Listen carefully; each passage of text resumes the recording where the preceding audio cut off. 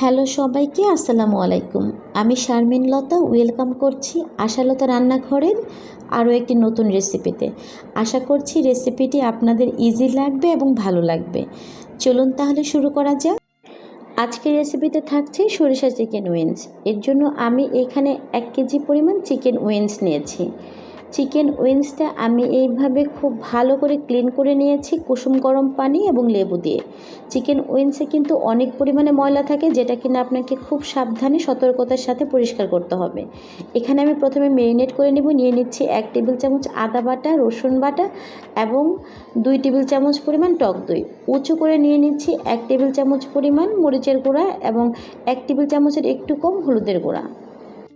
দিয়ে দিলাম 1 টেবিল চামচ পরিমাণ ধনিয়ার গুঁড়া, 1 টেবিল চামচ পরিমাণ জিরা গরম মশলার গুঁড়া এবং স্বাদ মতো লবণ।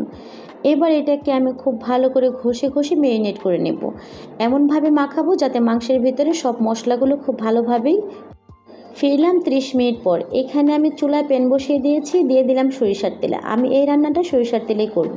এখানে আমি দিয়ে দিলাম তেজপাতা, দারচিনি, এলাচি এবং গোটা জিরা।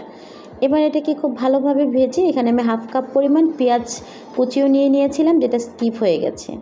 এবার আমি দিয়ে দিচ্ছি ম্যারিনেট করা চিকেন উইংসগুলো।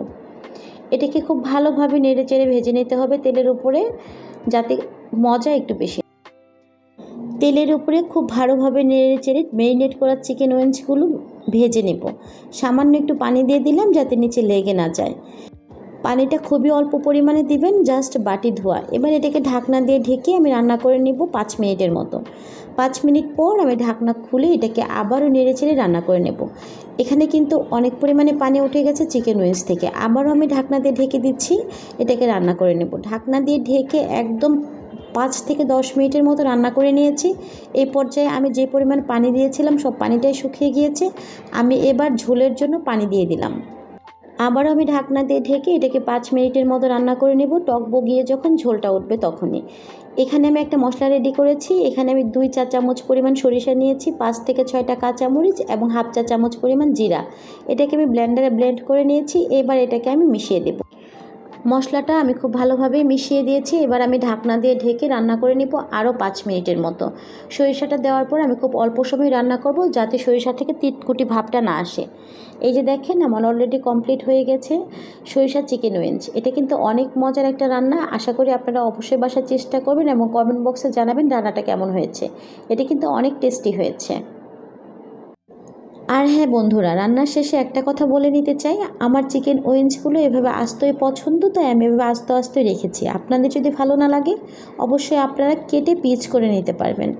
আমার এই রেসিপিটি যদি ভালো লাগে অবশ্যই আমার চ্যানেলটাকে ছোট্ট একটা সাবস্ক্রাইব করে যাবেন এবং আমার রেসিপিটি ফ্রেন্ডস এবং ফ্যামিলির সাথে শেয়ার করবেন।